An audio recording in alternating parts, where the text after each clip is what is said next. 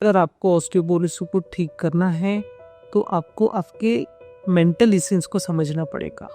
क्या आपका कहीं ईगो हर्ट हुआ? क्या कहीं आपका ह्यूमिलेशन हुआ? उस ह्यूमिलेशन को कितनी वैल्यू देना? कहीं आपका परफॉर्मेंस पुअर हुआ, उस परफॉर्मेंस जो आपका सक्सेस नहीं मिला वो आपको कितना डीप अफेक्ट किया, उसने आपके सबकॉन्शियस में कितना अफेक्ट किया। To understand the disease we have to understand the mind and we have to physical fit at the same time. Hello friends, my name is doctor Rajkumar Sahu. Welcome to the my channel. Friends, last video में हम लोग बात कर रहे थे spine के बारे में, उसके मेंटल कॉज के बारे में। आज हम इन डेप्थ बात करेंगे ऑस्टियोपोरोसिस के। तो ऑस्टियोपोरोसिस में क्या हो रहा है फ्रेंड्स? ऑस्टियोपोरोसिस ना it's called to be a silent disease. Why it is called silent disease?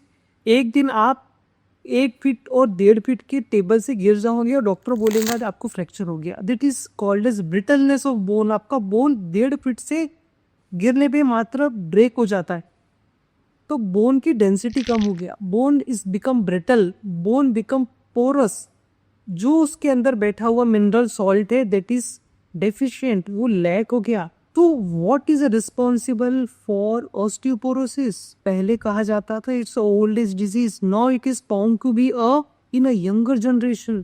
To understand the osteoporosis हमको पहले बोन क्या है इसको समझना पड़ेगा। बोन का स्ट्रक्चर क्या है इसको समझना पड़ेगा। बोन में 2 प्रोमिनेंट स्ट्रक्चर रहते हैं। First one is mineral salt and second one is protein that is called as collagen. Bones में calcium, phosphorus, boron, copper, zinc, sulphur, इस तरह के काफी तरह के मिनरल्स पाए जाते हैं। But the 2 prominent mineral salt are calcium and phosphorus. So friends, vitamin calcium को एब्जॉर्ब होने के लिए 2 विटामिन बहुत इंपॉर्टेंट है। First is vitamin D3 and second is vitamin K2। The most neglected vitamin is vitamin K2। Friends, vitamin हमारे जो हम लोग कंपोजिशन खा रहे हैं, सप्लीमेंट खा रहे हैं, उसमें कैल्शियम के साथ विटामिन D3 अवेलेबल है। बट विटामिन D3 हमारे बॉडी में स्किन डेवलप करता है सन के कांटेक्ट में आने से, that is called as sunshine vitamin D. हम लोग आर्टिफिशियल विटामिन डी खा रहे हैं। याद रखिए, नेचुरल विटामिन और आर्टिफिशियल विटामिन में there is a lot of difference. हमारी बॉडी उसको एब्जॉर्ब नहीं करता है। Artificial vitamin D it is mainly prepared from sheep's wool and second source is cod liver oil of fish. Vitamin D का काम है intestine से कैल्शियम को एब्जॉर्ब करना। आप जो कैल्शियम खाया है आपके बॉडी में, आपके वो इंटेस्टाइन में गया है, उसको एब्जॉर्ब करने का काम विटामिन डी का है। Vitamin D play major role in most of the disease. Vitamin D is not a vitamin D. Vitamin D is your immune system of our body. वो बहुत सारे मेजर डिजीज में बहुत इंपॉर्टेंट रोल प्ले करता है। But जब हम लोग बात करेंगे ऑस्टियोपोरोसिस की, तो विटामिन डी का रोल सिर्फ एब्सॉर्प्शन तक ही है। मेजर रोल है विटामिन K2। विटामिन K2 का काम है ब्लड से कैल्शियम एब्जॉर्ब करके उसको बोन के अंदर डालना। अगर विटामिन K2 एब्सेंट है आपके बॉडी में, तो आपका कैल्शियम और विटामिन डी का कोई सप्लीमेंट का कोई यूज नहीं है। It's totally useless. And most of the time K2 are found in a non vegetarian diet. Only some few supplement are available for vitamin vegetarian, that is natto, Japanese dish that is made from fermented soybean. Second is hard cheese and butter, egg yolk, poultry, chicken liver, mostly found in meat and fishes. But it is rarely found in plant source. But I am happy to see vitamin K2 are abundantly in form in a fermented food. South Indian food like idli, like dosa. Vitamin K2 generally found in animal source and very few form in vegetable source. हमारा body ही bacteria, हमारे body के intestine में रहने वाले bacteria कुछ हद तक vitamin K2 का डेवलपमेंट करते हैं। But when we are taking antibiotics, ये एंटीबायोटिक्स जब हमारे इंटेस्टाइन में जाते हैं, ये बैक्टीरिया को डिस्ट्रॉय कर देते हैं। रिमेंबर्स, हमारे इंटेस्टाइन में करोड़ों बैक्टीरिया अवेलेबल प्रेजेंट है from 1 generation to 2nd generation. It is about 30 trillion bacteria in our intestine. Bacteria are not always bad. There are very good type of bacteria in our intestine. और ये bacteria कुछ form में vitamin K2 का development करते हैं, but ये जब antibiotic हमारे इंटेस्टाइन से जाता है इस बैक्टीरिया को डिस्ट्रॉय कर देता है. जो हमारा body natural vitamin K2 develop कर रहा था वो विटामिन K2 डिस्ट्रॉय हो जाता है.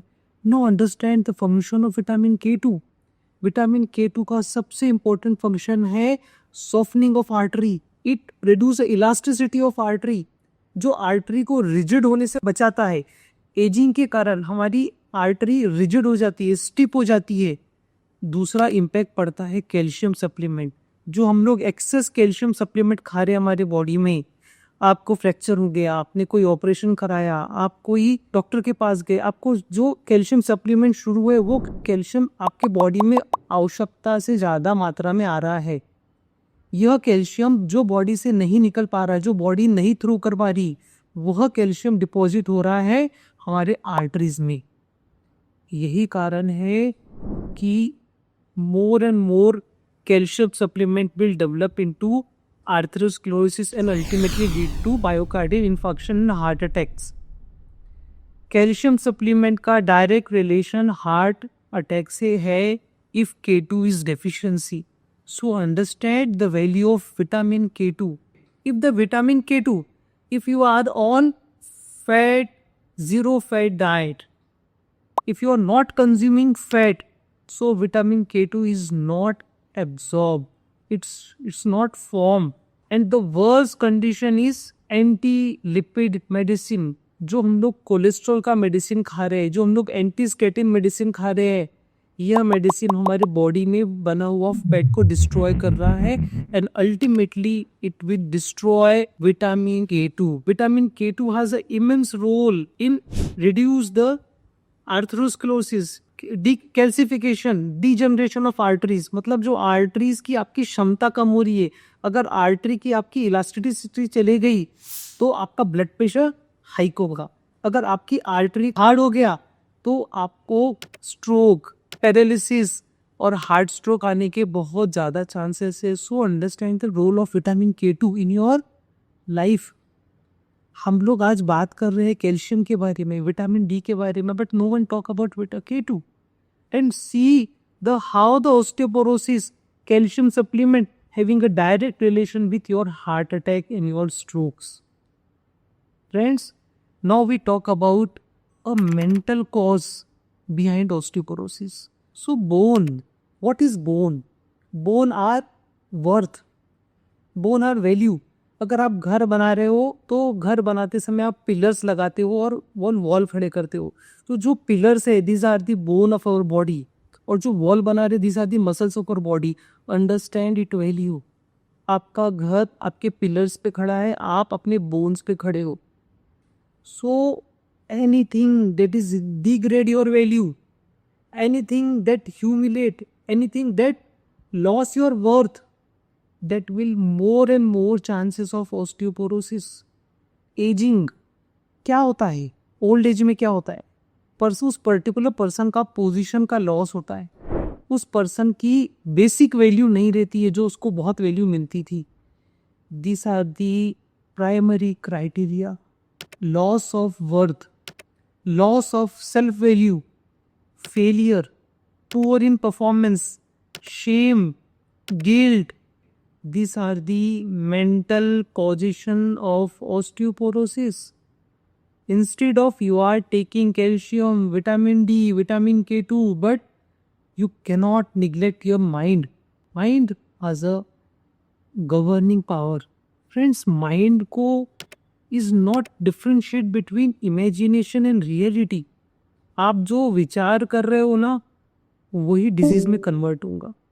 अगर आपका ह्यूमिलेशन हुआ है ना तो आपके ब्रेन में ह्यूमिलेशन कंटिन्यू रिवॉल्व करेगा और that will develop into osteoporosis, fractures, easy fractures. So friends, understand the devaluation, understand the loss of self-worth. To bone are the structure of your body, and try to understand anything that break your structure, anything that break your self value, that will ultimately lead to osteoporosis. Osteoporosis कोई बाहर से आने वाला disease नहीं है.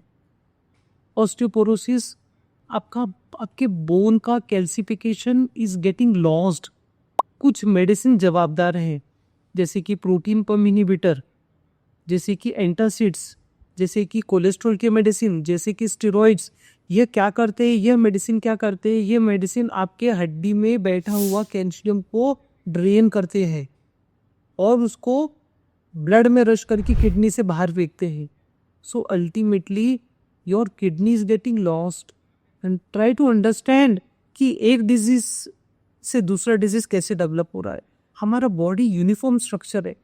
आप अपने heart को, आपकी किडनी को अलग मत करो.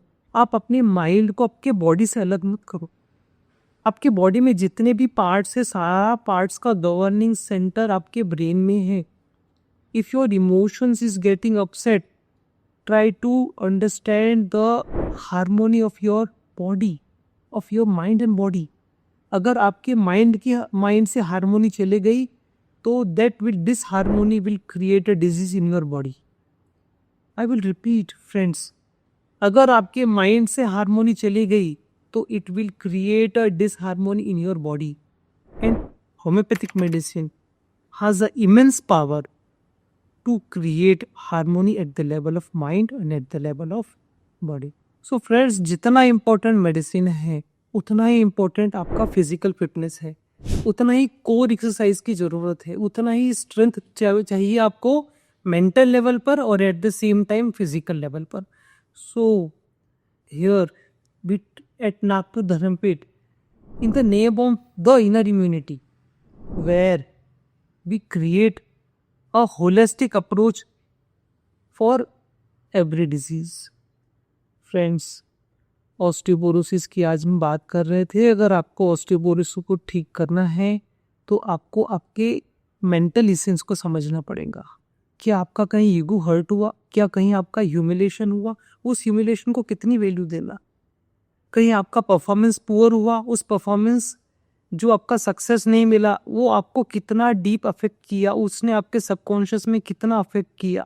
To understand the disease we have to understand the mind and we have to physical fit at the same time.